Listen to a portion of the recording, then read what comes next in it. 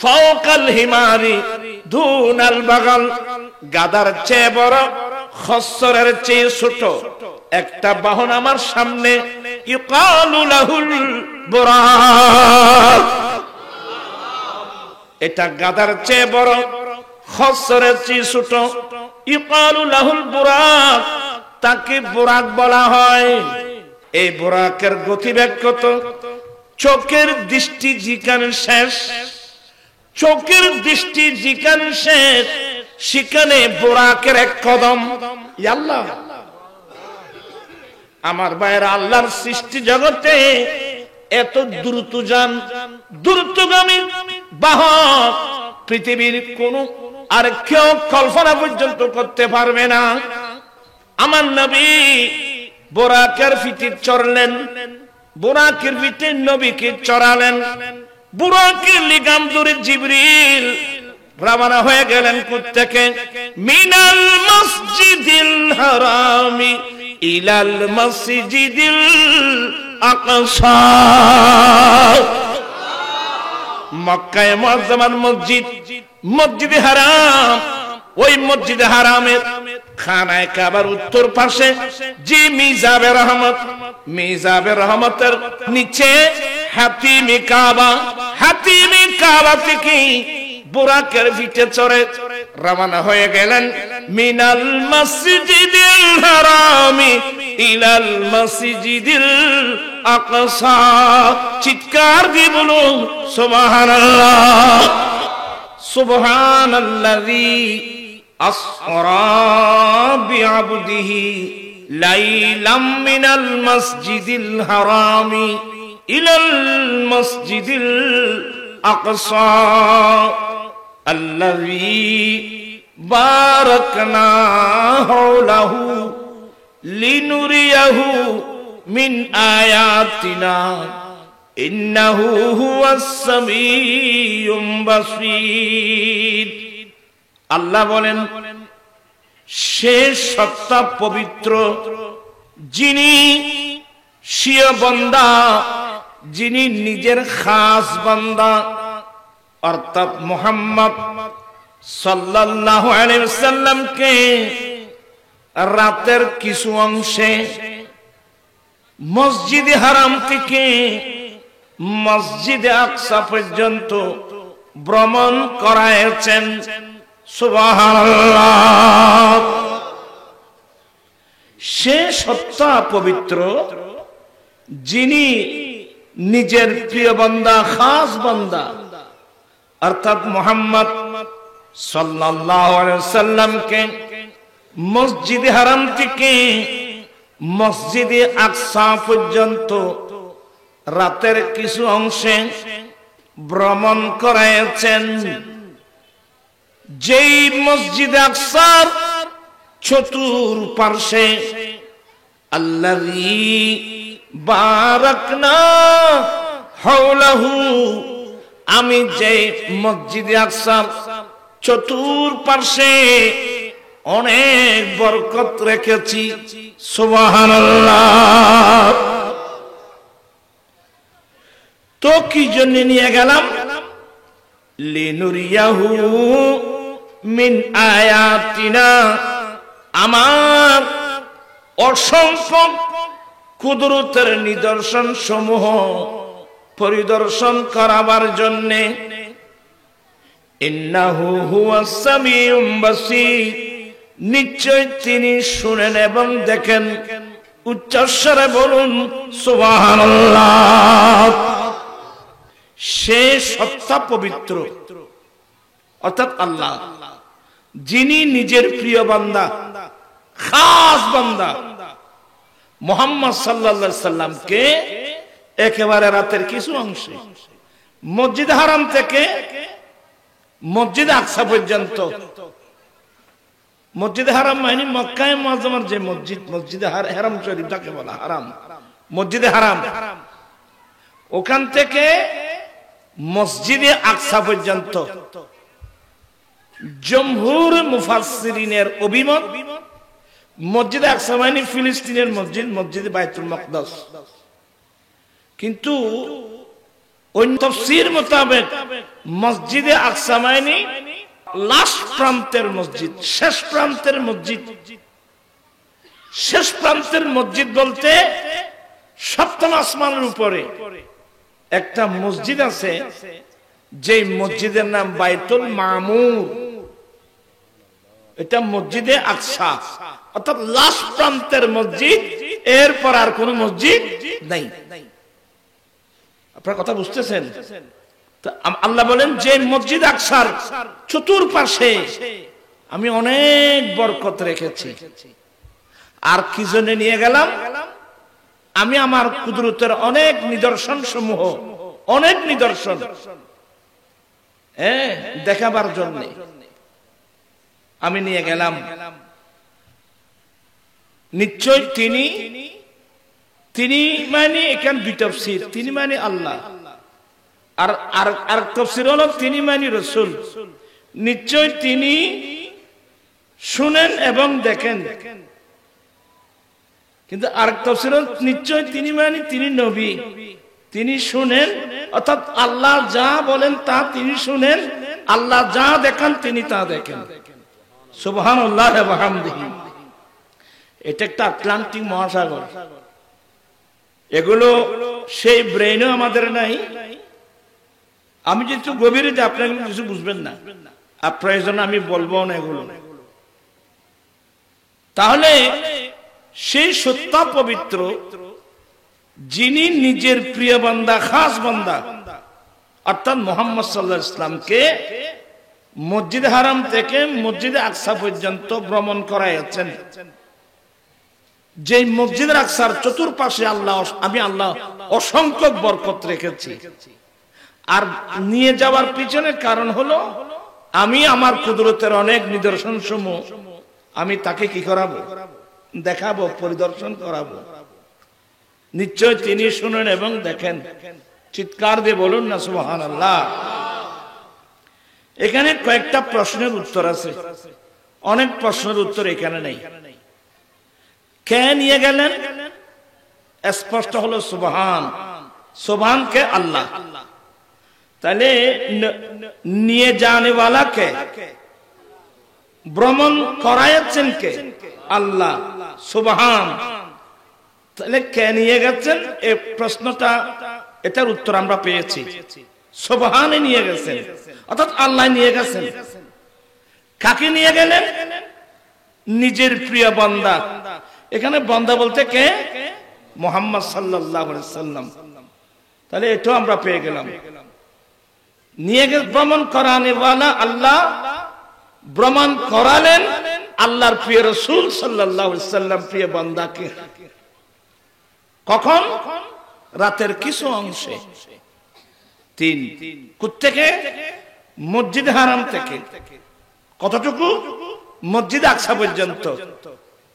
কি জন্য নিয়ে গেলেন? আল্লাহর কুদরতের নিদর্শন দেখাবার জন্য। কিভাবে নিয়ে গেলেন? এই প্রশ্নের উত্তর কিন্তু এই আয়াতের মধ্যে নাই। এটাকে বুঝতে গেলে আমাকে অনেক হাদিস বলতে হবে।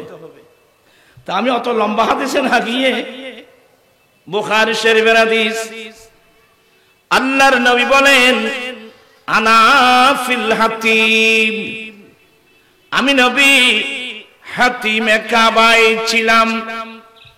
তো আপনারা অনেকে হাতিম বুঝবেন না। মক্কায়ে মুআজ্জামা মসজিদে হারামের পাশে আল্লাহর ঘর, আল্লাহর ঘরের অর্থাৎ খানায়ে কাবার উত্তর পাশে একটা রহমতের নালা আছে, যাকে মিজাবের রহমত বলা হয়। মিজাবের রহমতের নিচে একটা খালি জায়গা আছে, ওই জায়গার নাম হাতিমে কাবা। আমার নবী বলেন আমি তো এখানে ছিলাম। এটা এক হাদিস। প্রায় 33 জন নবীর সাহাবায়ে কেরাম মেরাজের হাদিস বর্ণনা দিয়েছেন। কোন সময় সংক্ষিপ্ত, কোন হাদিস লম্বা। আর রিওয়ায়াতের মধ্যে আছে আমার নবী মক্কায়ে মুআজ্জামার আপনার চাচা আবু তালেবের গাঁঠি। আমার রসুল দুনিয়াতে এসে তো বাবাকে দেখেন নাই। আমার নবীকে মা পেয়েছেন তাও দুনিয়াবী বয়সের মধ্যে 6 বছর। 6 বছর বয়সে মাও দুনিয়া থেকে ইন্তেকাল করলেন। এরপরে আমার নবীর লালন পালনের দায়িত্ব ছিল দাদাজান খাজা আব্দুল মুত্তালিব রাদিয়াল্লাহু তাআলা আনহুর হাতে। উনি দুনিয়া থেকে যখন চলে যাচ্ছেন, আমার দয়াল নবীকে ওনার আরেকজন ছেলে আবু তালেব অর্থাৎ মাওলা আলী শের খুদার আব্বা ওনার হাতে তুলে দিলেন। আবু তালেব, আমি যাচ্ছি, আমার এই নাতিকে আমি তোমার হাতে রেখে যাচ্ছি। আমি তোমাকে ওয়াদা করাচ্ছি, দুঃখে সুখে তুমি আমার এই নাতির পাশে থাকবা। আমার নাতি এসে বাবাকে দেখে নেই, মা পেয়েছেন তাও দুনিয়া 6 বছর। এরপরে আমি আব্দুল মুত্তালিব আমার নাতিকে আমি লালন পালন করেছি। আমি যাচ্ছি, আমি তোমাকে ওয়াদা দিয়ে তোমাকে দায়িত্ব দিয়ে যাচ্ছি, তুমি দুঃখে সুখে আমার নাতির পাশে থাকবা। আবু তালেব বলছেন, আব্বা আপনি চিন্তা করবেন না, আমি ওয়াদা দিচ্ছি, আমি দুঃখে সুখে আমার ভাতিজা মুহাম্মদ সাল্লাল্লাহু আলাইহি ওয়াসাল্লামের পাশে থাকবো। সুবহানাল্লাহ, আলহামদুলিল্লাহ। করুন ইতিহাস বাবা। এদিকে সে তো জানে না যে ইমামুল আম্বিয়া হবে, এটা তো তিনি জানে না। আমার নবী 40 বছর বয়স হলো, আল্লাহর নির্দেশে নবুয়তের এলান হলো। যখন নবী নবুয়তের এলান করে দিলেন, শুরু হয়ে গেল নির্যাতন। এতদিন উনি ওনার নাম আল আমিন, ওনার নাম আস-সাদিকুল মুসদুক, সত্যবাদী।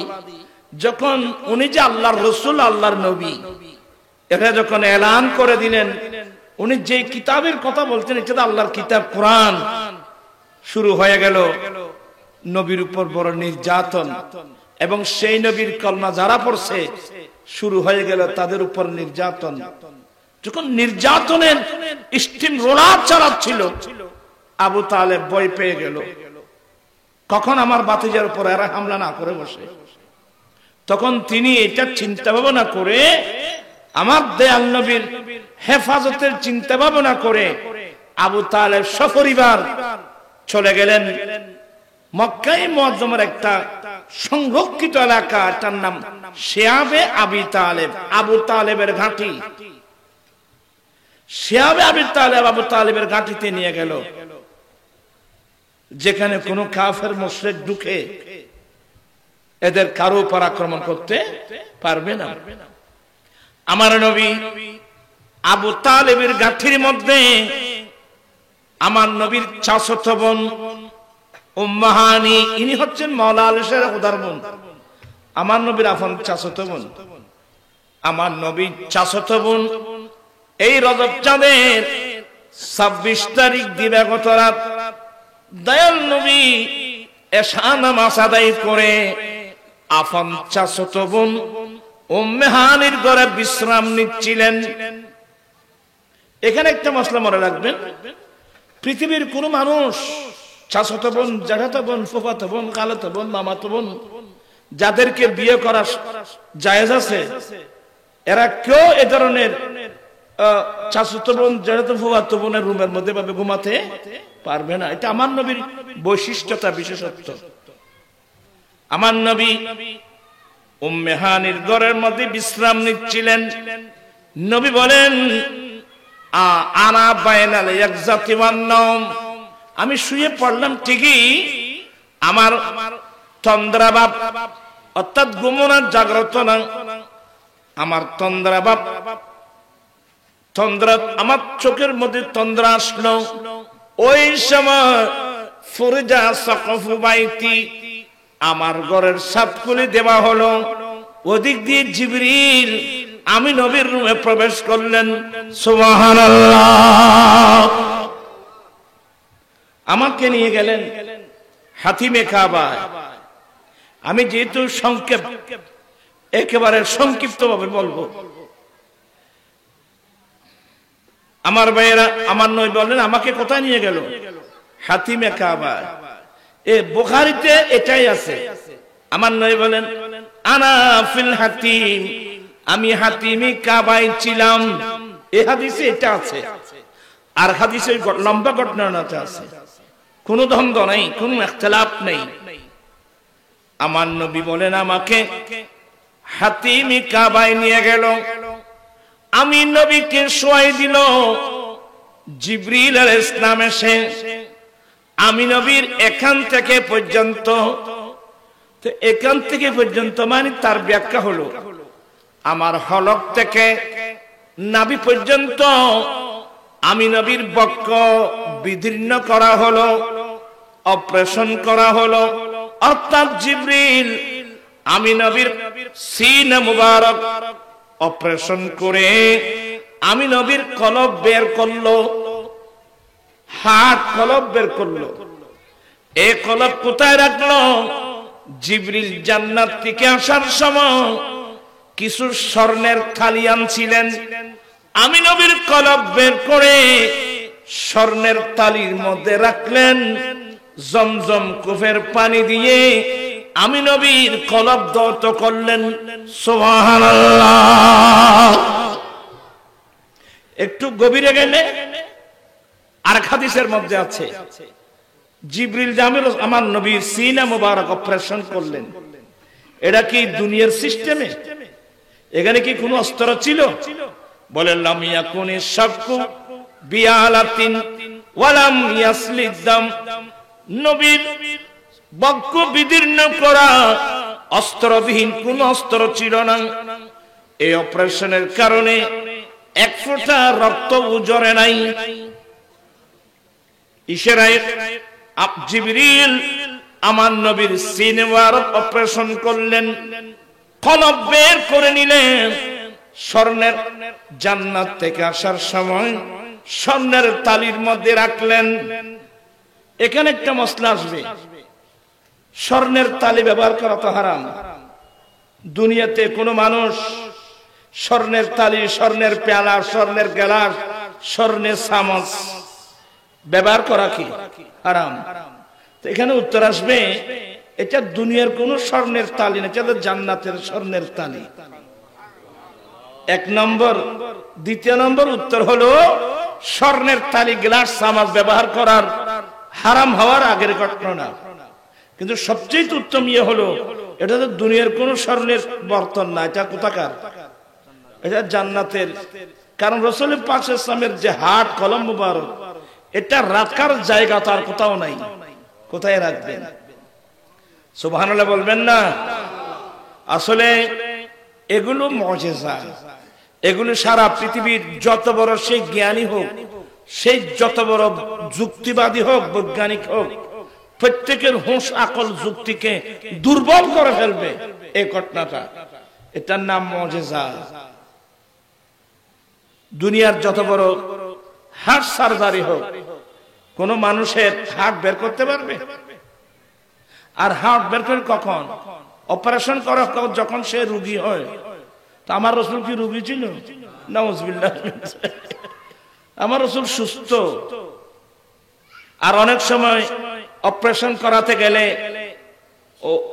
অনেক ফর্মালিটি করতে হয়। ওনার থেকে পারমিশন নিতে হবে, সিগনেচার নেবে। আমি অপারেশনের মধ্যে সাকসেস হতেও পারি, নাও হতে পারি, বিভিন্ন মন্তব্য আসবে তো। কিন্তু এখানে এসব কোনো মন্তব্য নেই। আর আমার নবী বলেন জিবরিল আমি নবীর সিনা মুবারক অপারেশন করে আমার কলব বের করলেন, স্বর্ণের থালির উপর রাখলেন। জমজম কূপের পানি দিয়ে আমি নবীর কলব ধৌত করলেন। আমি রাসূল স্বাভাবিকভাবে আমি সবকিছু দেখতেছিলাম। আমার নবী সবকিছু দেখতেছেন। খুব মনোযোগ সহকারে শুনবেন। এখানে জিবরিল ইসলামের হাদিস নকল করা হচ্ছে ফাতহুল বারীতে।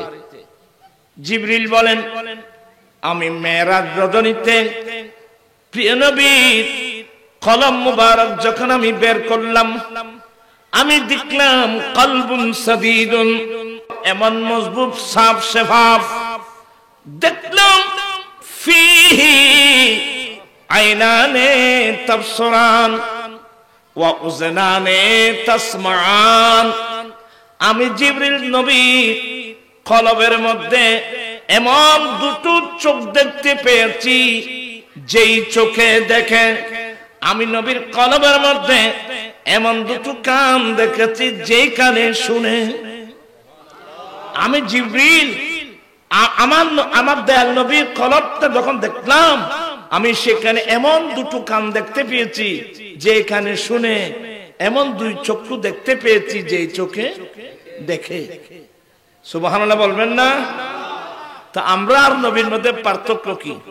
আমরা আর নবীর মধ্যে পার্থক্য হলো, আমরা সামনে দেখি কিন্তু পিছনে দেখি না। কথা বলছেন না কেন?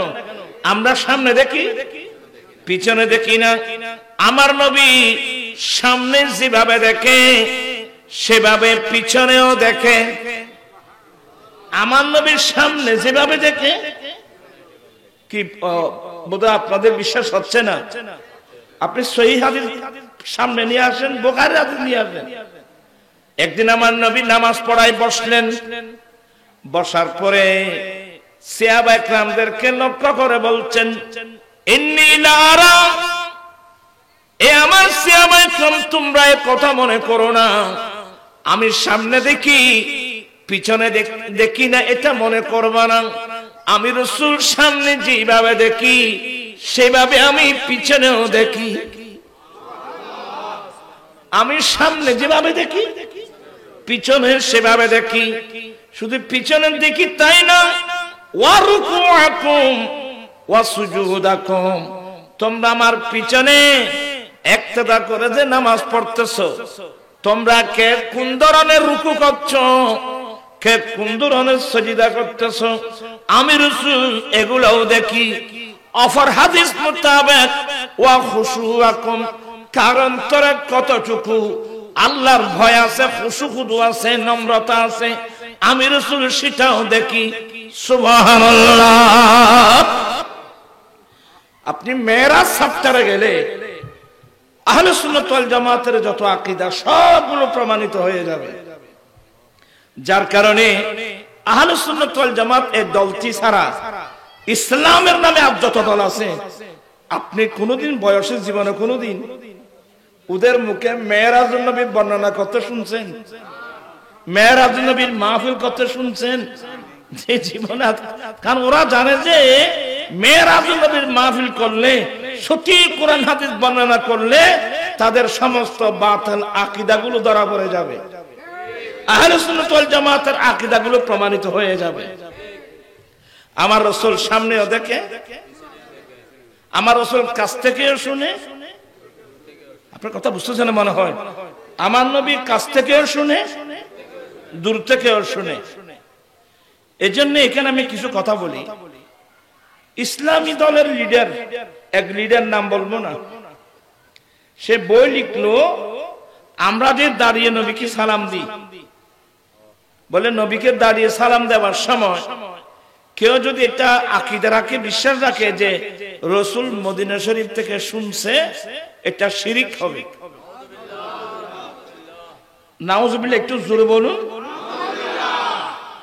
দেখেন আমাদেরকে, আমরা তো আমাদের বিশ্বাস আমার রাসূল মদিনা শরীফ থেকে শুনছেন, আর এটা শুনছেন, এটা আমার রাসূলের নিজস্ব ক্ষমতা নয়, এটা আল্লাহ প্রদত্ত ক্ষমতা। এখানে শিরিক টিরিক আর কি আছে? যেমন আমি ওয়াজ করতেছি, আপনারা শুনছেন না? এই মানুষের, আপনারা শুনছেন না?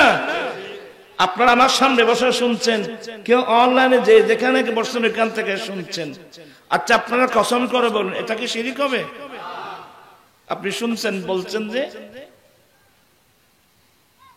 ফাজআলনাহু সামিআন বাসীরা, আমরা শুনছি, এটা আমাদের নিজস্ব ক্ষমতা বলে নয়, শোনার জন্য আল্লাহ আমাদের কান বানিয়ে দিয়েছেন। কথা বলছেন কেন? শোনার জন্য আল্লাহ কি বানিয়ে দিয়েছেন? তো আল্লাহর বানানো কান দিয়ে তো শুনছি, এখানে শিরিক তো কিছু নেই।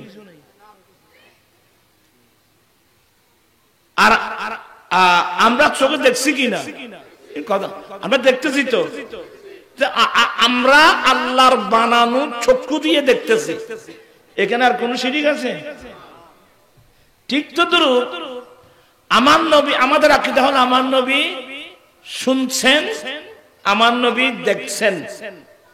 শুনেছেন না, আমার নবী এখনো শুনছেন, আমার নবী এখনো দেখতেছেন, আমার নবী কিয়ামত পর্যন্ত দেখতে থাকবেন। ক্ষমতা দিয়েছেন কে? এখানে শিরিক কিসের? আপনি আগে ভালো ওস্তাদের কাছে লেখাপড়া করেন, ভালো ওস্তাদের কাছে লেখাপড়া করলে এটা বোঝানোর জন্য নবী তো না, আমি বলছি শুধু নবী না, আউলিয়া কিরামও দেখেন, আউলিয়া কিরামও শুনেন। বলো হুজুর কিভাবে?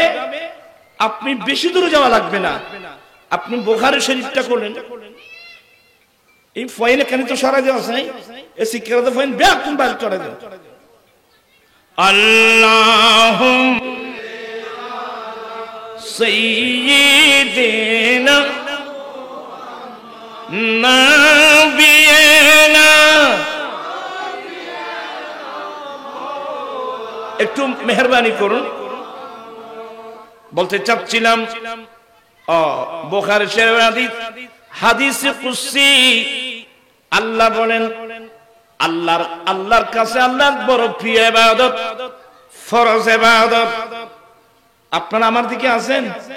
মোটেও নেই। খুব আগ্রহ লাগবে গুলো। আল্লাহ বলেন হাদিসে, এটাকে হাদিসে কুদসি বলা হয়, আল্লাহর কাছে আল্লাহর প্রিয় ইবাদত ফরজ ইবাদত। বান্দা ফরজ ইবাদত আদায়ের পরে বান্দা যখন নফল ইবাদত করে, আল্লাহ বলেন ইয়াতাকাররাবুল আবদু বিন্নাওয়াফিল, ফরজ আদায়ের পরে বান্দা যখন নফল ইবাদত করে, অতিরিক্ত ইবাদত করে, নফল ইবাদতের মাধ্যমে বান্দা আল্লাহর কাছে চলে যায়। ফরজ ইবাদতের পরে বান্দা যখন কি করে? নফল ইবাদত। নফল ইবাদত মানে ওভার টাইম। ওভার টাইম বুঝেন? ইংলিশ বালা বুঝেন আপনারা? এখানে অনেক ফ্যাক্টরি মানুষ আছেন যারা চাকরি করেন, কোম্পানির নির্ধারিত ডিউটি 8 ঘন্টা, 8 ঘন্টা একটা ফরজ ডাবল, অথচ এটা ফরজ না, এটা নফল। তা আপনি ফরজ ইবাদত করার পরে, নিয়মিত ফরজগুলো ঠিকভাবে আদায় করার পরে আপনি যখন নফল ইবাদত করবেন, তখন দেখবেন যে ফরজ ইবাদত করে যে সওয়াব, নফলের সওয়াব আরো কি। এটা সিস্টেম জানতে হবে, নফলের দাম বেশি। আমার আল্লাহ বলেন ইয়াতাকাররাবুল আবদু বিন্নাওয়াফিল, বান্দা নফল ইবাদতের মাধ্যমে নফল ইবাদত করতে করতে বান্দা আল্লাহর কাছে চলে যায়। আপনারা আমার দিকে আছেন? মোটেও নেই, দুদুল্যমান অবস্থায় আছেন আপনারা। আপনার জন্য ওয়াজগুলো আসে নাই, আমি একটা ক্লাস করতেছি, আবার দেখলে আমি চলে যাব। আপনি ওয়াজের আহাল না। বক দেখছেন কোনদিন? ওই ফজর নামাজ পড়ে দেখবেন পুকুর পারে একটা বক মাছ শিকার করতেছে, একটা বক ছোট একটা মাছ শিকারে এমন মনোযোগী, তার পিছনে গিয়ে একজন মানুষ গুলি করে মারতেছে, ওই খবরও সে বোগার নাই। আর আমরা এত বড় অবহেলা হয়ে গেলাম। কোথায় বসলাম, কি জন্য বসলাম, এসব প্রশ্নের সেই বান্দাকে ভালোবাসি। সুবহানাল্লাহ। আমি সেই বান্দাকে ভালোবাসি। আর আমি যখন কোন বান্দাকে ভালোবাসি, কুনতু সামাহুল্লাযী ইয়াসমাউ বিহি, আমি আল্লাহ তার কান হয়ে যাই, যে কানে সে শুনে। আমি তার চক্ষু হয়ে যাই, যেই চোখে সেই দেখে। আমি তার হাত হয়ে যাই, যে হাতে সেই ধরে। আমি তার পা হয়ে যাই যেই পায়ে সে চলে। এবার আপনারা বিচার করুন, বান্দা যখন ওই পজিশনে চলে যায় তাদের জন্য দূরের কাছে এক সমান হয়ে যায়। তো নবীর মাকাম তো আরো অনেক উপরে। দূর নজদি কাকে सुनने वाली मुकाम कान लाने करा मत पहला को सलाम मुस्तफा पहला को सलाम शमाए।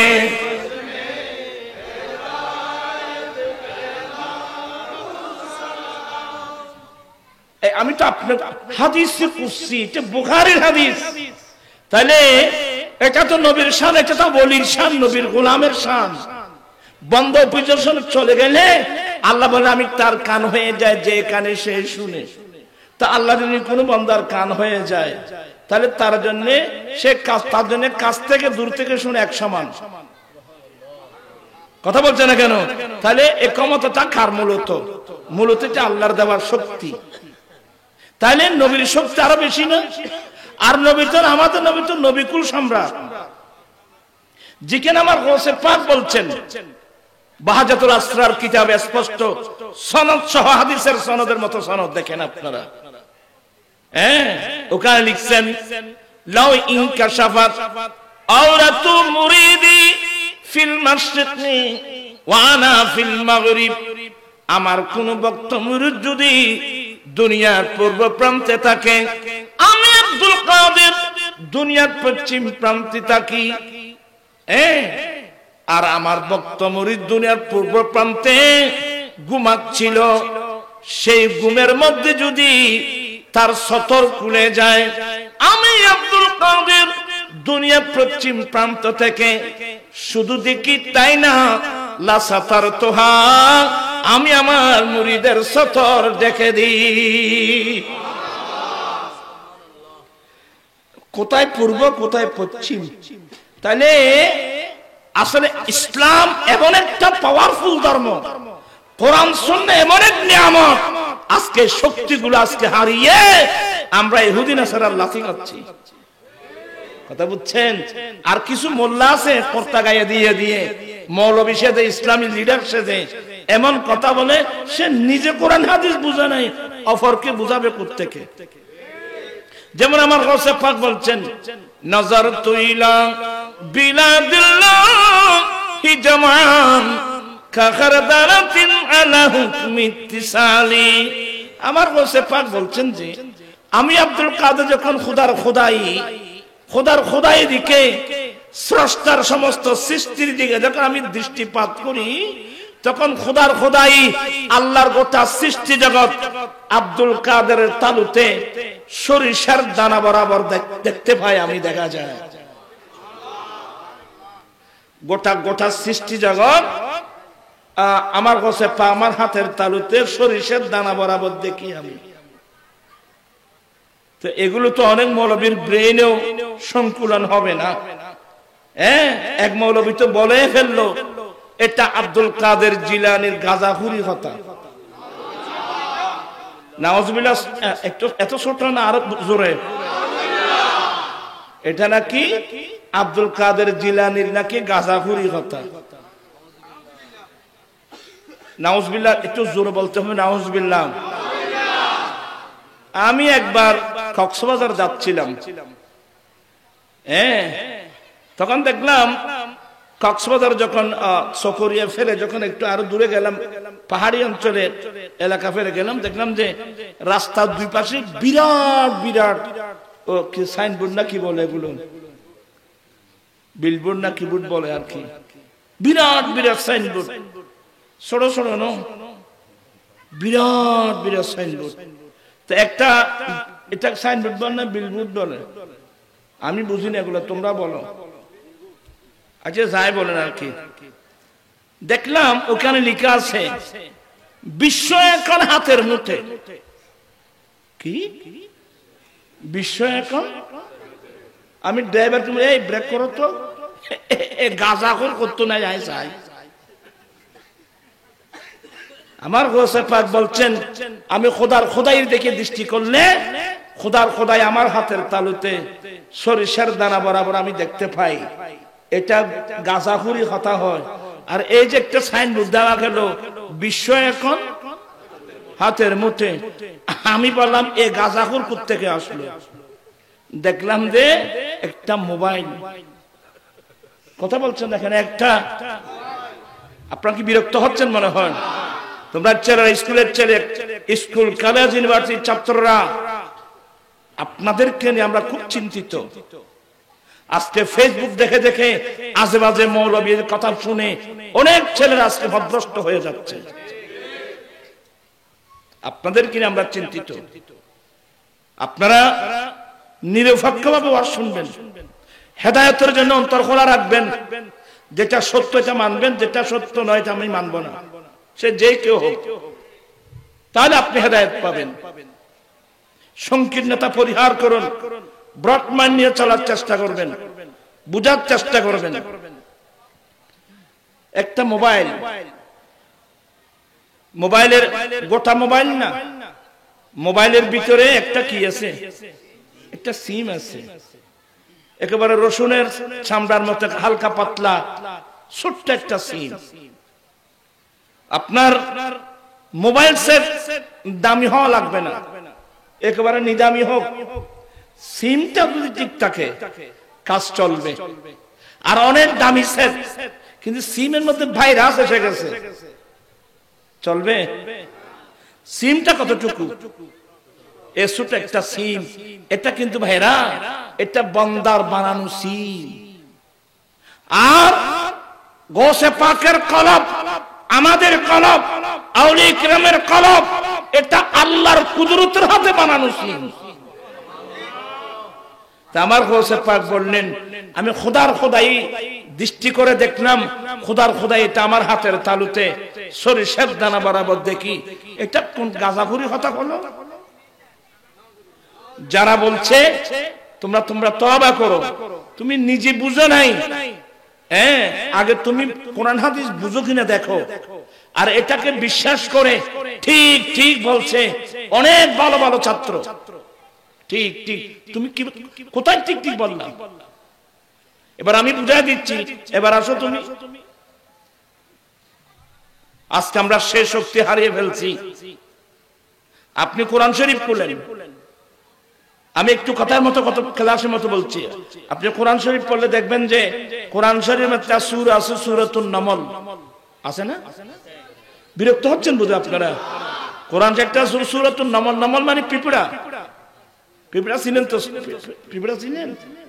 ফিরে চিনে না পিঁপড়া? তোরা ফইন বেকুন দূরে দেছে, এই তো বাদ দেখো, বাড়তে তোরা বললাম টেরন নাই। আল্লাহুম্মা সাল্লি সাইয়্যিদিনা নাবিয়িনা শাফিয়িনা মাওলানা। বলতে চাচ্ছিলাম কোরআন শরীফের মধ্যে একটা সূরা পাবেন, সূরাতুন নামল, পিঁপড়ার সূরা। ওই সূরার মধ্যে পিঁপড়ার একটা আশ্চর্যজনক ঘটনা সেই পিঁপড়ার ভিতর আছে। মুখে বন্ধ করি না, ইশারা খাম করে খাতা করি না। আলহামদুলিল্লাহ, মক্কার হেরামে দেখলাম লক্ষ লক্ষ মানুষকে ইফতার দিচ্ছে, একটা শব্দ নেই। ছোট ছোট বাচ্চারা পর্যন্ত ট্রেনিং প্রাপ্ত একজনে ইফতারি দিচ্ছেন, একটা শব্দ নাই, বেশির মধ্যে এতটুকু। এই যে দুই চার ভাব দেওয়ার তবরক দিলি, ওরে আমাদের কোন ট্রেনিং নেই, প্রশিক্ষণ নেই, কিচ্ছু নেই। শুধু আমি মুসলমানের ঘরে জন্ম নিয়েছি, এসে মুসলমান। ইসলামকে আমরা বুঝি? আমি বিনয়ের সাথে বলবো, সময় নষ্ট করবেন না। মাহফিল মানে আনুষ্ঠানিকতা নয়, এটা ধর্মীয় প্রশিক্ষণ। একটা মসলা ভালো করে শিখতে পারলে জীবন সার্থক হবে। বললাম সূরাতুন নামল একটা সূরা আছে, আপনি কোরআন শরীফ পড়লে পাবেন আল্লাহর নবীদের মধ্যে একজন নবী হযরত সাইয়্যিদুনা সুলাইমান আলাইহিস সালাম, দাউদ আলাইহিস সালামের বেটা, দাউদ আলাইহিস সালামের বেটা সুলাইমান আলাইহিস সালাম। আল্লাহ যাকে নবুয়ত দান করেছেন, বাদশাহী দিয়েছেন। বাদশাহী তো বাদশাহী, শুধু মানুষের উপর বাদশাহী না, ওনার বাদশাহী মানব জাতির উপর, দানব জাতির উপর, বাতাসের উপর, খোদার খোদাইয়ের উপর তার বাদশাহী। সুবহানাল্লাহ। আর তাকে আল্লাহ ওনাকে পিঁপড়ার বাসা, গরু ছাগলের বাসা, এগুলো সব আল্লাহ ওনাকে দান করেছেন। আমি এগুলো বলতে গেলে অনেক সময় চলে যায়। ও আল্লামা আদম আল আসমাআ কুল্লাহা, এই আয়াতের তাফসীরে গেলে একটা আমি অন্য দেশে চলে যাব, অন্য জগতে চলে যাব। হযরত সুলাইমান ইসলাম উনি হেঁটে হেঁটে আসতেছেন, ওনার এক পাশে মানব জাতি, আর এক পাশে জিন জাতি, এক পাশে আলেম উলামা, উজির উজরা, গোটা ক্যাবিনেট নিয়ে আল্লাহর নবী সুলাইমান ইসলাম হেঁটে হেঁটে আসতেছে ফিলিস্তিন থেকে। তো এখানে পিঁপড়ার দল দেখছেন আপনারা? আমাদের সিজনের ভাষায় ফিরা জাল হয়, ফিরা জাল নাও দেখো না, পিঁপড়ার দল, দল বেঁধে পিঁপড়া চলে। পিঁপড়ার দলনেত্রী একজন মহিলা, পিঁপড়ার দলনেত্রী একজন মহিলা। তাফসীরে রুহুল বায়ান শরীফের সারা ফয়জুর রহমানে আল্লামা ওয়াইসি রাহমাতুল্লাহ আলাইহি কয়েকটা riwayat নকল করেছেন। ওই পিঁপড়ার দলনেত্রীর এক নাম হলো মনজারা খাতুন। কি মনজারা খাতুন? পিঁপড়ার দল যাচ্ছে ওয়াদি নামল, একজাক পিঁপড়া যাচ্ছেন পিঁপড়ার ওই এলাকায়। আর ওদিক থেকে আল্লাহর নবী সুলাইমান ইসলাম ওনার গোটা ক্যাবিনেট নিয়ে হেঁটে হেঁটে আসতেছে। এদিক থেকে আল্লাহর নবী সুলাইমান ইসলাম আসতেছেন তার সৈনিকদেরকে নিয়ে, এদিক থেকে পিঁপড়ার দল যাচ্ছে। তখন পিঁপড়ার দলনেত্রী এটা দেখলো, ওই মনজারা খাতুন দেখলো দূরত্ব কত। এক রিওয়ায়াতের মধ্যে দূরত্ব 3 মাইল দূরত্ব। আল্লামা নাসিরউদ্দিন বাইজাবি তাফসীরে বাইজাবিতে দূরত্ব বর্ণনা করছেন। এক রিওয়ায়াতের মধ্যে 3 মাইল, আর এক রিওয়ায়াত মোতাবেক 9 মাইল দূরত্ব। কিন্তু 9 মাইল দূরত্ব থেকে 9 মাইলের রিওয়ায়াতটা রেখে দিলাম। 3 মাইল দূরত্বের মধ্যে থেকে পিঁপড়ার দলনেত্রী দেখলেন আল্লাহর নবী সুলাইমান ইসলাম ওনার সৈনিকদেরকে সঙ্গে নিয়ে হেঁটে হেঁটে আসতেছেন। ওই পিঁপড়ার দলনেত্রী দেখে ডাক দিলেন।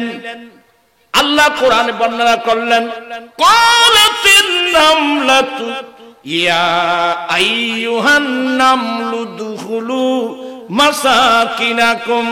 পিঁপড়ার দলনেত্রী ডাক দিয়া বলে, এই আমার পিঁপড়ার দল, তোমরা কে কোথায় আছো? তোমরা তোমাদের নিরাপদ স্থানে ঢুকে যাও। এই পিঁপড়ার দল, তোমরা কে কোথায় আছো?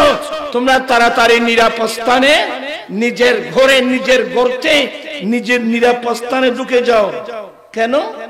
লা ইয়াতিমান্নাকুম সুলাইমানু ওয়া জুনুদুহু। কোরআন শরীফ দেখেন আপনি, আমি দেখতেছি আল্লাহর নবী সুলাইমান ইসলাম ওনার সৈনিকদেরকে সঙ্গে নিয়ে ওরা হেঁটে হেঁটে আসতেছে। ওরা সামনের দিকে আসতেছে, আমরা এদিক থেকে যাচ্ছি। ওরা ওয়াহুম লা ইয়াশউরুন, ওরা বেখেয়ালে, ওরা ওদের অজান্তে তোমাদেরকে পায়ের নিচে ফেলে মেরে ফেলার সম্ভাবনা আছে। কি মানে তোমরা তাদের পায়ে পদদলিত হয়ে মারা যাওয়ার সম্ভাবনা আছে। আর ওয়াহুম, আর পিঁপড়ার এমন আকীদা, ওয়াহুম লা ইয়াশউরুন, এরা এদের অজান্তে তোমরা তাদের পায়ের নিচে পড়ার সম্ভাবনা আছে। কারণ পিঁপড়ার আকীদা হলো আল্লাহর নবী এবং নবীর বাহিনী এরা দেখে শুনে একটা পিঁপড়া পর্যন্ত কোনদিন মারবে না। আল্লাহু আকবার। আদব দেখেন, একটা পিঁপড়ার আদব। ওয়াহুম লা ইয়াশউরুন। সুলাইমান আলাইহিস সালাম এবং তার অনুসারীরা, তার সৈনিকরা আসতেছে, ওরা অজান্তে তাদের পায়ের নিচে পড়ে মারা যাওয়ার সম্ভাবনা। কি মানে পিঁপড়ার আকীদা হলো নবী এবং নবীর বাহিনী যারা, ওরা জেনে শুনে একটা পিঁপড়া কোনোদিন কি মারবে না। আদব। আর আজকাল মুসলমানের লিডার হয়ে আমাদের নবী আর সুলাইমান আলাইহিস সালাম না, যিনি নবিকুল সম্রাট, ওনার সম্বন্ধে মন্তব্য করলো নবী নাকি আমাদের মতো দোষে গুণে মানুষ।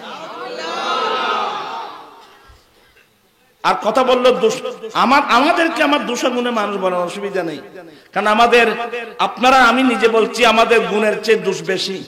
দোষে গুণে তো দোষের কথা আগে কেন? তাহলে বোঝা গেল গুণের চেয়ে দোষ বেশি।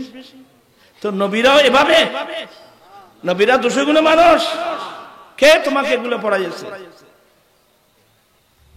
আম্বিকরাম মাসুম, নিষ্পাপ নিষ্কলঙ্ক।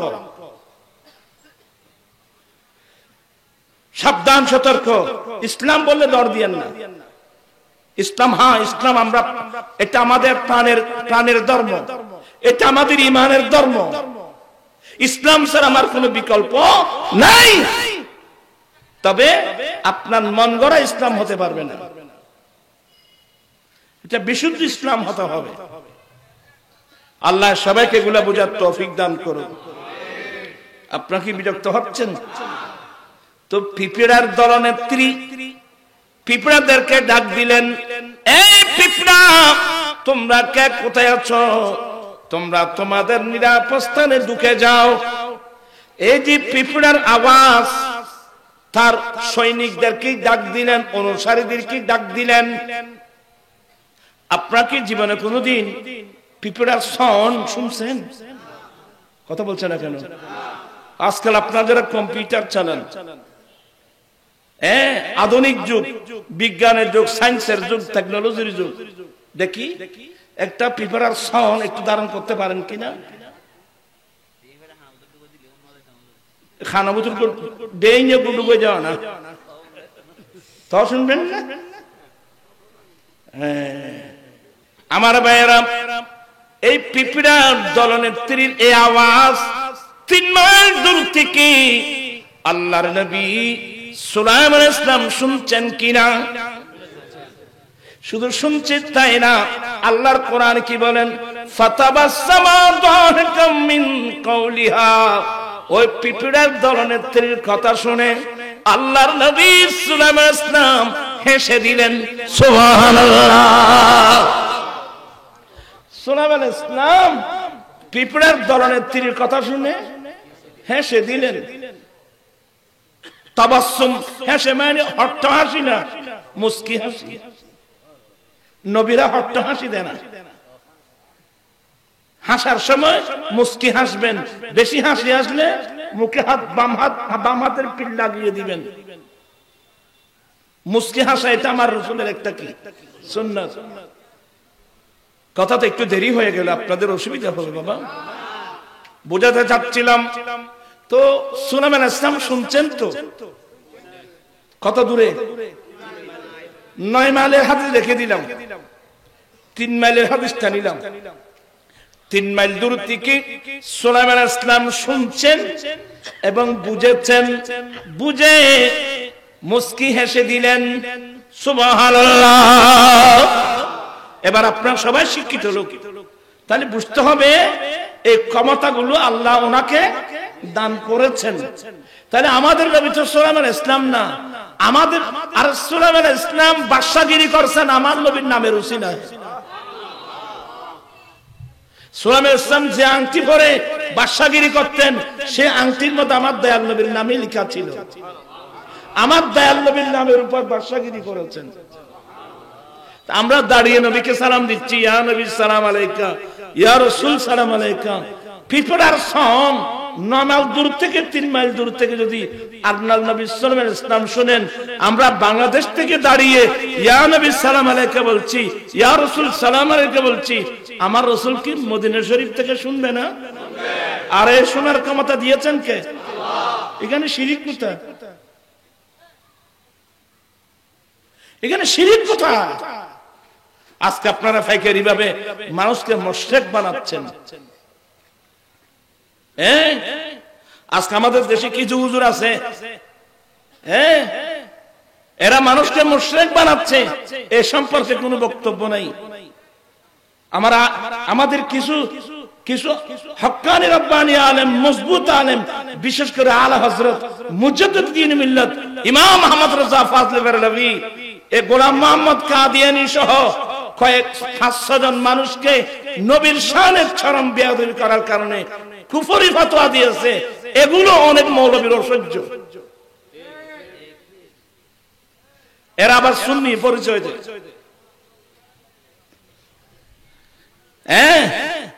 আল্লাহ হেদায়েত নসিব করুক, বুঝার তৌফিক দান করুক। আসলে কথার নাম লতা, একটা বলতে গেলে আরেকটা আসে। আপনি যখন ওই পজিশনে চলে যাবেন, আপনার জন্য দূরে কাছে কি হয়ে যাবে? এক সমান হয়ে যাবে। আসলে আমি অনেক প্রাসঙ্গিক কিছু আলোচনা করতে গিয়ে একটু দূরে চলে আসলাম, কারণ মানুষের ঈমান তো রক্ষা করতে হবে। আম্বিয়া ইকরাম শুনছেন, আউলিয়া ইকরাম শুনেন, সব এগুলো আল্লাহ প্রদত্ত ক্ষমতা, আল্লাহর দেওয়া ক্ষমতা। এগুলো কারো নিজস্ব কোনো ক্ষমতা না। শিরিক বলতে কিছু নেই। আমি অনেক দূরে চলে আসলাম, আমার মূল বক্তব্যে আসি।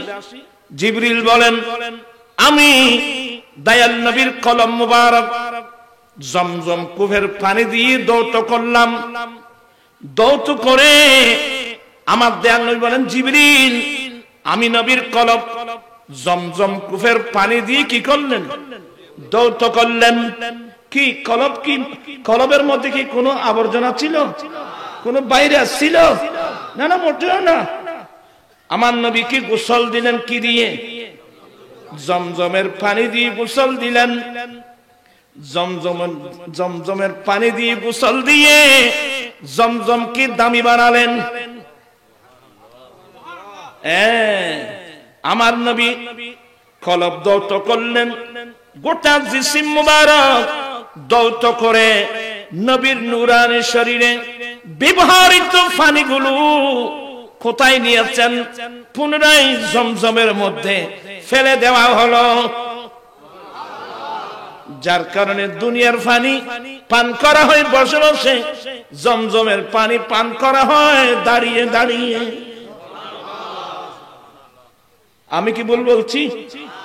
শুধু জমজমের পানি নয়, উযু বানানোর পরে যে পাত্র থেকে পানি নিয়ে উযু করছেন, উযু বানানোর পরে পাত্রের মধ্যে যে পানি বেঁচে থাকবে, ওই পানিগুলো দাঁড়িয়ে পান করা মুস্তাহাব।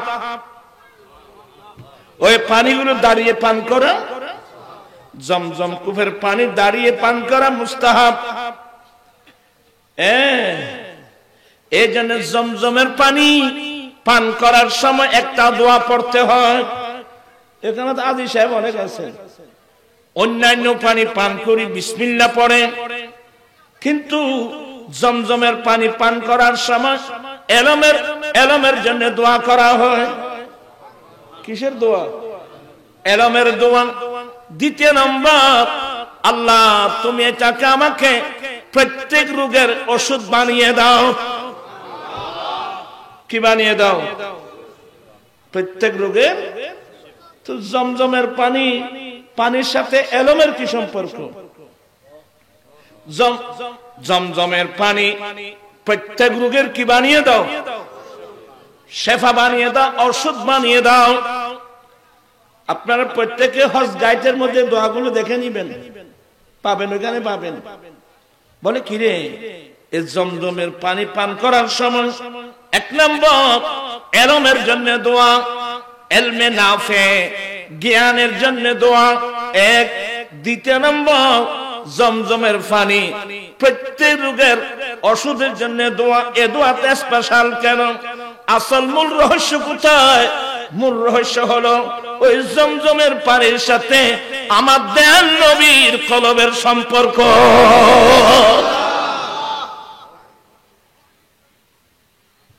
ওইদিকে গেছেন, দেখ এত গভীরে যাওয়ার দরকার নেই, অনেকের এগুলো ব্রেনের মধ্যে আসবে না। আমার ভাইয়েরা, জমজম দিয়ে গোসল দিলেন। গোসল দেওয়ার পরে আমার নবী বলেন ফামুলিয়া। এবার আসুন, জিবরিল জান্নাত থেকে আসার সময় 2 পেয়ালা, 1 পেয়ালার মধ্যে ঈমান, আরেক পেয়ালার মধ্যে হিকমত। 1 পেয়ালার মধ্যে ঈমান, আরেক পেয়ালার মধ্যে হিকমত। ঈমান আর হিকমত এগুলো আমি নবীর কলবের মধ্যে ঢুকাই দেওয়া হলো। কারণ আজকের সফর অনেক উপরে, আজকের সফর এমন দূরে পৃথিবীর কোন কেউ কল্পনা করতে পারবে না। তাই নবীর কলব কি পাওয়ারফুল আল্লাহ করে দিয়েছেন। জিবরিল যাও, 1 পেয়ালা ঈমান নিয়ে যাও, আরেক পেয়ালা হিকমত। এগুলো যেভাবে শব্দভাবে বুঝেন, ঈমান হিকমত এগুলো আমার কলবের মধ্যে ঢুকাই দিলেন। ঢুকাই দেওয়ার পরে ওই কলবটা আমার মূল স্থানে রেখে সিলাই করে দেওয়া হলো। আমার সিনা মুবারক সিলাই করে দেওয়া হলো। সিনা মুবারক যখন সিলাই দিলেন, আমি দাঁড়ালাম। আমি দাঁড়াতে আমার সামনে দেখলাম একটা বাহন, ফাওকাল হিমারি দুনাল বাগাল, গাদার চেয়ে বড়, খচ্চরের চেয়ে ছোট একটা বাহন আমার সামনে। ইউকালু লাহুল বুরাক। এই বাহনের নাম কি? বিরক্ত হচ্ছেন? বুরাক মানে ওই চট্টগ্রাম থেকে কক্সবাজার যাওয়ার সময় বুরাক গাড়ি কঠিন আছে না, এই বুরাক না ভাই, এটা গাদার চেয়ে বড়, খচ্চরের চেয়ে ছোট। ইউকালু লাহুল বুরাক, তাকে বুরাক বলা হয়। সুবহানাল্লাহ বলবেন না? এই বুরাকের গতিবেগ কত? চোখের দৃষ্টি যেখানে শেষ, চোখের দৃষ্টি যেখানে শেষ, সেখানে বুরাকের 1 কদম। আল্লাহ, আমার ভাইয়েরা, আল্লাহর সৃষ্টি জগতে এত দ্রুতযান, দ্রুতগামী বাহন পৃথিবীর কোন আর কেউ কল্পনা পর্যন্ত করতে পারবে না। আল্লাহ পাঠিয়েছেন জিবরিল, যাও জান্নাত থেকে বুরাক নিয়ে যাও। আমার নবী কেন বন্ধু, যেমন বন্ধুর বাহন, কথা বলছেন না কেন? নবী যেমন নবীর বাহন, নবীর কোন তুলনা, নবীর বাহনের কোন তুলনা নেই। তিরমিজি শরীফের হাদিস, বুরাক যখন নবীর সামনে আনা হলো, বুরাক নাচানাচি শুরু করলো।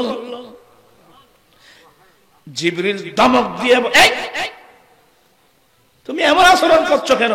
তুমি জানো আজকে তোমার পিঠে কি সবার হবে? বুরাক থেমে গেল। এটার অনেক আলোচনা আমার ভাইয়েরা। এরপরে এগুলো আমি ওদিকে আর যাচ্ছি না। জিবরিল আমার নবীর সামনে বাহন, কি নাম বলছিলাম? বুরাক। বুরাক সামনে নিয়ে আসা হলো। আমার নবী বুরাকের পিঠে চড়লেন। জিবরিল বুরাকের পিঠে নবীকে চড়ালেন। বুরাকের লিগাম ধরে জিবরিল রওনা হয়ে গেলেন কোত্থেকে? মিনাল মসজিদিল হারামি ইলাল মসজিদিল আকসা।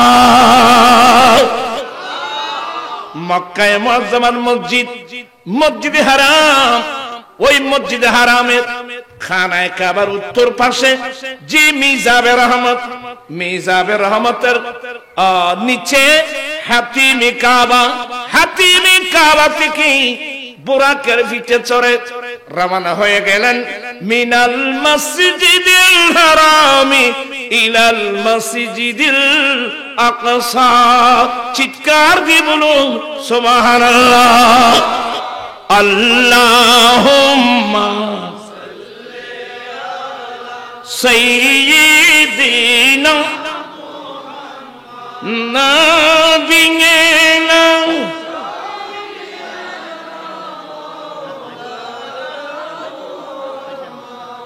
তোরার আওয়াজে বন জঙ্গলার বাঘ হরিণে চিনিল দয়াল নবী, হরিমান ভয়ে চিনিল নরে দুঃখ রইল মনেতে। আল্লাহুম্মা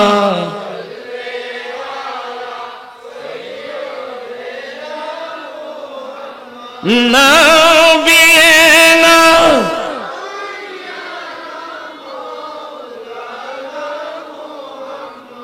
এখানে অনেক লম্বা আলোচনা।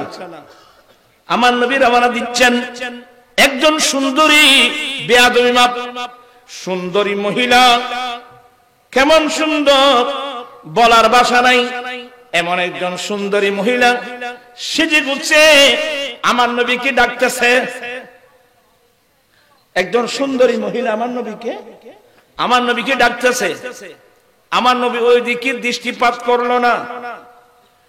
অনেক লম্বা আলোচনা। এক পর্যায়ে জিবরিল বলছেন, হুজুর আপনি আসার সময় একজন সুন্দরী মহিলা আপনাকে ডাকছিল, আপনি যদি দেখেন না, এটাকে চিনেন? বলে তুমি বলো। বলে এটার নাম দুনিয়া। দুনিয়া। আমার নবী ওইদিকে, তোরা তো রাত্রিদিন ফেসবুক জিয়ারত করে দে, তোমার নানি হল ওর জিয়ারত করে দেবে। এখন তোরা চাই আমি ওয়াজ দিলে আর গাইব ভাই খালা আর কি আর সকল দিয়ে গই, কলব নষ্ট, ব্রেন নষ্ট, চরিত্র নষ্ট, অধিকাংশ মানুষের চরিত্র নষ্ট। কি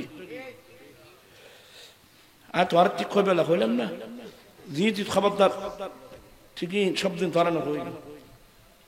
আমি বুঝাতে চাচ্ছি না, আমার নবী রওনা হয়ে গেলেন।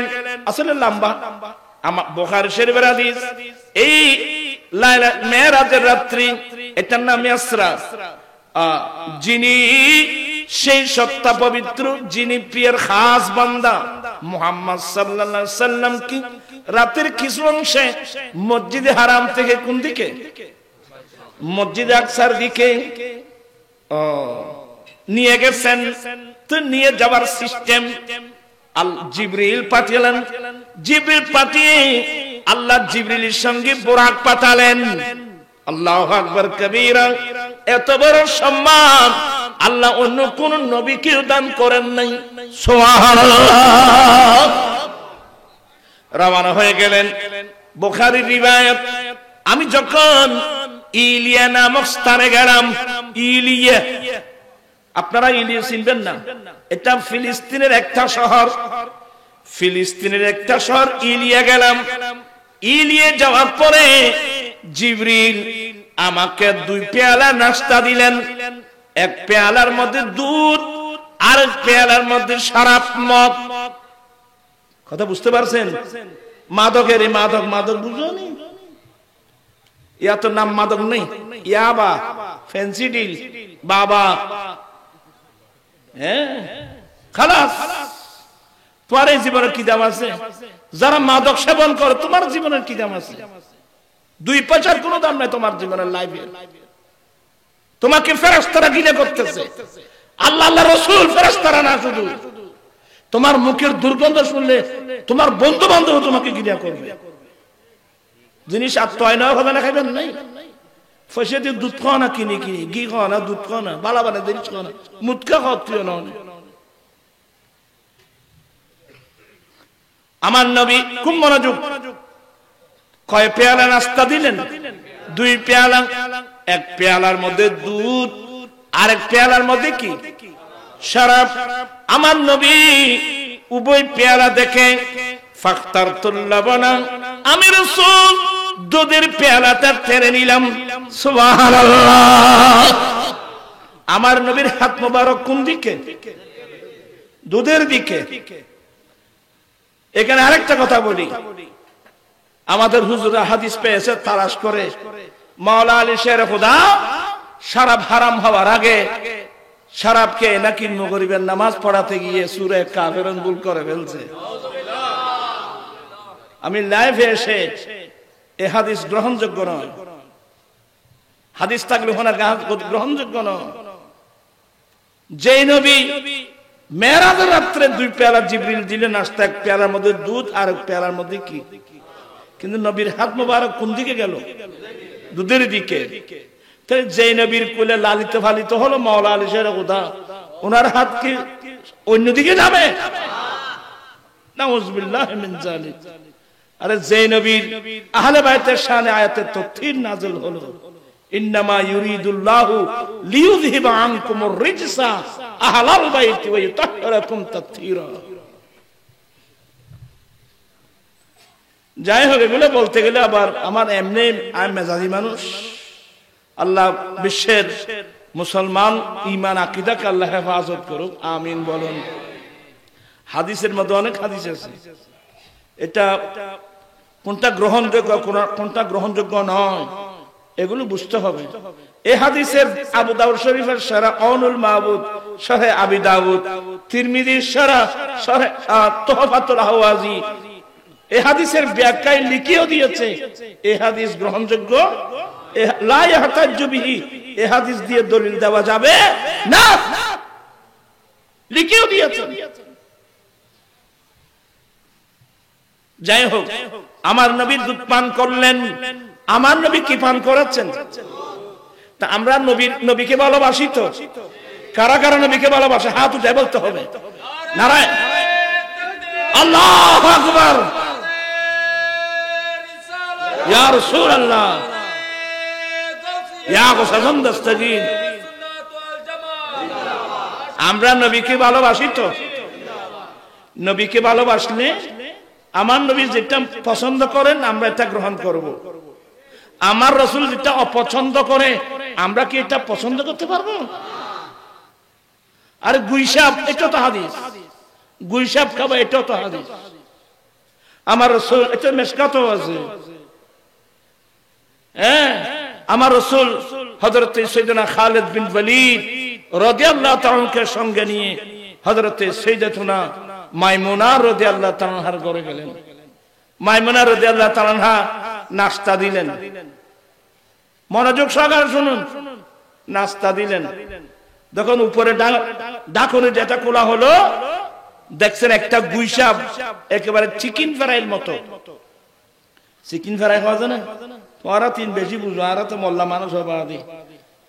একেবারে লাল মসমসে করা হলো। আমার নবী ওই গুইসাব দেখা মাত্রই হাত মুবারক উঠাই ফেললেন। মাযহাব কিভাবে হয় কান পেতে শুনুন। তোমার নাসিরউদ্দিন আলবানী না ভাই, হ্যাঁ, ওস্তাদের কাছে লেখাপড়া করেন। মাযহাব কিভাবে হয়? এখন একদল বাড়ির মাযহাব মানে না। আচ্ছা, তুমি মাযহাব শব্দের অর্থ বলবা? মাযহাব শব্দের অর্থ হলো চলার পথ। আমরা মাযহাব মানি মানে আমরা রাস্তা দিয়ে চলি, আমরা বন জঙ্গল দিয়ে চলি না। যারা মাযহাব মানে না ওদের কোনো চলার রাস্তা নাই, ওরা বন জঙ্গলে শৃগালের মতো দৌড়াদৌড়ি করে। তুমি মাযহাব কি বুঝো? মাযহাব মানে রাস্তা, একটা রাস্তা দিয়ে, নির্ধারিত একটা রাস্তা দিয়ে আমরা চলি। আলহামদুলিল্লাহ বলেন। যাই হোক, আল্লাহ হেদায়েত করুক। আবার একটু কঠোর করে বললে আপনারা মনে কষ্ট পাবেন, আমার দরকার নাই। আমি আপনার চেষ্টা করব, হেদায়েতের মালিক কিন্তু আমি নই। তো আমার নবী ওই যে বর্তন থেকে হাত মুবারক তুলে ফেললেন। তো পাশে বসা হযরত সাইয়েদনা খালিদ বিন ওয়ালিদ উনি প্রশ্ন করলেন, আহারামুদ দাব্বু ইয়া রাসূলুল্লাহ, নবী গো গুইসাপ খাওয়া কি হারাম? আমার নবী বলেন, হারাম না, তবে আমি পছন্দ করি না। ওরা কথাই বুঝিলি যে হারাম না, আমি পছন্দ করি না, আমাদের বংশের মধ্যে আমরা কেউগুলো পছন্দ করি না। তখন খালিদ বিন ওয়ালিদ বলেন, ফাজাযাবতুহু, নবী যখন পছন্দ করে না কিন্তু হারাম না, আমি এটা টেনে মসমস করে খাচ্ছিলাম, নবী আমার দিকে দেখে দেখে মুস্কি মুস্কি হাসছে। এ হলো হাদিস। এই হাদিসের মধ্যে যখন আমাদের ইমাম আযম আবু হানিফা রাহমাতুল্লাহ আসলেন, ইমাম আবু হানিফা রাহমাতুল্লাহ বললেন যে আমার রাসূল যখন পছন্দ করেন নাই, আমরাও পছন্দ করব না। ওই শাফি মুজাবাত খা, তুই এ খা গুজা গুইয়া, এই উজুরের দাঁত দিয়ে আনি পুরো নজর আবি জলাতুন গুইয়া বুকে ধরিয়ে আনি একবারে মজমজ করে বলে, হুজুর খা আদি যদি আছে তো গুইসাব খ আদি যদি আছে তো ক না।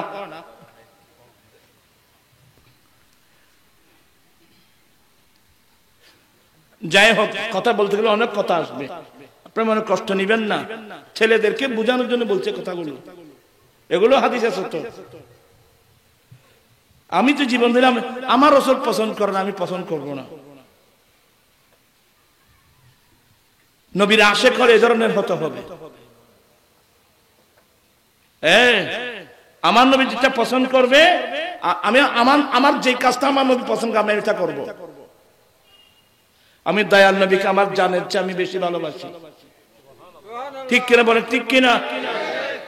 তা আমরা যারা নবীকে অন্তর দিয়ে ভালোবাসবো, আমরা কি শরাব পান করতে পারবো? মাদক, ফেন্সিডিল, ইয়াবা, বাবা, আপনারা যারা এগুলো খাচ্ছেন, বিক্রি করতেছেন, ব্যবসা করতেছেন, লজ্জা থাকা দরকার। তোমরা মুসলিম ভাড়া থাকা দরকার নাই, চলে যাও হিন্দু ভাড়া, খ্রিস্টান ভাড়া। আমরা দয়াল নবীর উম্মত, আমার নবী এগুলো পছন্দ করে নাই, এটা হারাম। কোরআন শরীফে এটার উপর কয়টা আয়াত নাযিল হয়েছে? আজকে দুঃখনীয় বিষয়, গোটা দেশ মাদকের সয়লাব হয়ে গেছে। আসে কিভাবে? এদেশের পুলিশ, বিজিবি, আর্মি, নেভি এতগুলো থাকতে এগুলো আসে কোথা থেকে? কিভাবে আসে? বিক্রি হয় কিভাবে? আর এগুলো বাদ দেন, আমরা তো নবীর উম্মত, আমাদের একটা দায়িত্ব আছে না? এই নবীর বাগানকে কে পাহারা দেবে? আমার নবীর সাজানি বাগানকে হিন্দুরা পাহারা দেবে, বৌদ্ধরা পাহারা দেবে, খ্রিস্টানরা পাহারা দেবে, জুম্মার চাকমা পাহারা দেবে? এটাকে পাহারা দেবে নবীর গোলাম, নবীর কর্মধারা পড়ছেন তারা। এতগুলো নবীর উম্মত থাকতে কিভাবে আমার সমাজে মাদক ধরে বাড়তে পারে? কিভাবে ইয়াবা তাবলীগ আসতে পারে, মাদক আসতে পারে? যাওয়ার সময় আমি নবী দেখলাম মুসা আলাইহিস সালাম আপন কবর শরীফের ভিতর দাঁড়িয়ে দাঁড়িয়ে নামাজ পড়তেছে। এগুলা এটা মুসলিম শরীফের হাদিস। আপনারা আমার দিকে আছেন? মুসা আলাইহিস সালাম আপন কবরের ভিতর দাঁড়িয়ে দাঁড়িয়ে, এতে প্রমাণিত হয়ে গেল সমস্ত আম্বিয়া কিরাম আপন আপন কবর শরীফে সশরীরে জীবিত। ওরা শুধু জীবিত না, ওরা কবরের মধ্যে নামাজও আদায় করে। মুসা আলাইহিস সালাম এখানে আমার নবী দেখলেন মুসা আলাইহিস সালাম দাঁড়িয়ে দাঁড়িয়ে নামাজ পড়তেছেন। আবার আমার নবী বলেন, আমি যখন মসজিদে আকসা বাইতুল মুকদ্দাসে পৌঁছে গেলাম, ওখানে আমি বুরাক থেকে নেমে গেলাম, জিবরিল সহ নেমে গেলাম। ওখানে একটা পাথর, সেই পাথরের মধ্যে মাঝখানে একটা ছিদ্র, যেখানে আম্বিয়া কিরাম সাওয়ারি, নিজের সাওয়ারি বাঁধা হতো। ওখানে বুরাক, আমার বুরাকের লেগাম বাঁধা হলো। জিবরিল আমি নবীকে নিয়ে আমি যখন মসজিদে আকসার ভিতর প্রবেশ করলাম, দেখলাম সমস্ত আম্বিয়া কিরাম আপন আপন মাজার শরীফ থেকে উঠে বাইতুল মুকদ্দাসের মধ্যে কাতার বন্দী হয়ে দাঁড়িয়ে আছে। সমস্ত আম্বিকরাম বায়তুল মাকদাসের মধ্যে দাঁড়িয়ে আছেন। আমার নবী নামাজ পড়াই দিলেন, ইমামতি ইমাম অনেক লম্বা আলোচনা। ওখানে মুসা আলাইহিস সালাম খুতবা দিয়েছেন, ইব্রাহিম আলাইহিস সালাম খুতবা দিয়েছিলেন, আম্বিয়া কিরাম এক একটা খুতবা দিয়েছিলেন। আল্লাহ কোন নবীকে কোন নিয়ামত দিয়েছেন এগুলো খুতবা দিয়েছিলেন। আমার নবীর খুতবা দিয়েছেন।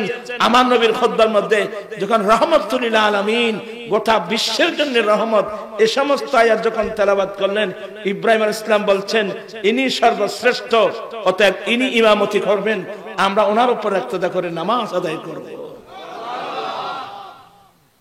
আমি বাকি আলোচনা ইনশাআল্লাহ এখানে ছেড়ে দিলাম।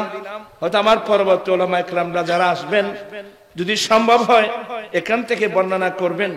তবে আমি আপনাদেরকে বলবো, যারা অনেক মুসলমান আছে, ইয়ং যুবক দেশে বিদেশে, যারা পাঁচ ওয়াক্ত নামাজ ঠিকভাবে আদায় করে না, আজান হচ্ছে মসজিদে, মাইকের প্রত্যেক মসজিদে মাইক, আপনার কানে আল্লাহু আকবরের ধ্বনি আসলো, আপনি চার দোকানে বসে গল্প করছেন, বন্ধু বান্ধব নিয়ে আড্ডা দিচ্ছেন। আমার রাসূল কি বলছেন? আমার নবী বলছেন মুয়াজ্জিন যখন আজান দেয়, তোমরা মুয়াজ্জিনের আজানের জবাব দাও। আজান যখন শেষ হবে, তোমরা আমি নবীর উপর দরুদ পড়ো, এরপর আমার জন্য তোমরা উসিলার দোয়া করো। আল্লাহুম্মা রাব্বা হাযিহি দাওয়াতিত তাম্মা ওয়াস সালাতিল কায়িমা আতি সাইয়্যিদিনা মুহাম্মাদিল ওয়াসিলা ওয়াল ফাদিলা ওয়াদ দারাজাতার রাফিয়া ওয়া বা'আথহু মাকামান মাহমুদান আল্লাযী ওয়া'আদতা ওয়ারযুকনা শাফাআতাহু ইয়াওমাল কিয়ামা।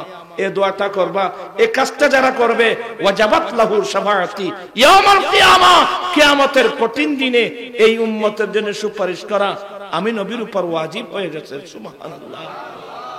পাঁচ ওয়াক্ত নামাজ, আমরা তো দুনিয়া থেকে আমরা নামাজ পড়তেছি না, কিন্তু আম্বিয়া ইকরাম ইন্তেকালের পরেও আফান আফান কবর শরীফে দাঁড়িয়ে দাঁড়িয়ে কি না, অথচ এটা কবরস্থান তো ঘুমের জায়গা, এটা নামাজের জায়গা না। কিন্তু নামাজ এমন নিয়ামত, আম্বিয়া ইকরাম ইন্তেকালের পরেও ওরা কবর আফান আফান কবর শরীফে, মাজার শরীফে দাঁড়িয়ে দাঁড়িয়ে উনি নামাজ আদায় করেন। প্রাণ পিছনে ভাইরা, আমার বোনেরা যারা আছেন, যারা নামাজের প্রতি অবহেলা, আপনারা আজ থেকে তওবা করে সবাই মসজিদমুখী হন, নামাজমুখী হন। আমার আল্লাহ বলছেন ইস্তাইনু বিসসাবিরি ওয়াস সালাত, বান্দা তোমরা সবর এবং সবর ধৈর্য ধারণ করে নামাজ পড়ে পড়ে আল্লাহর কাছ থেকে তোমরা সাহায্য কামনা করো। আল্লাহ পাক আমরা সবাইকে নামাজি হওয়ার আল্লাহ সেই তৌফিক দান করুন। আমিন।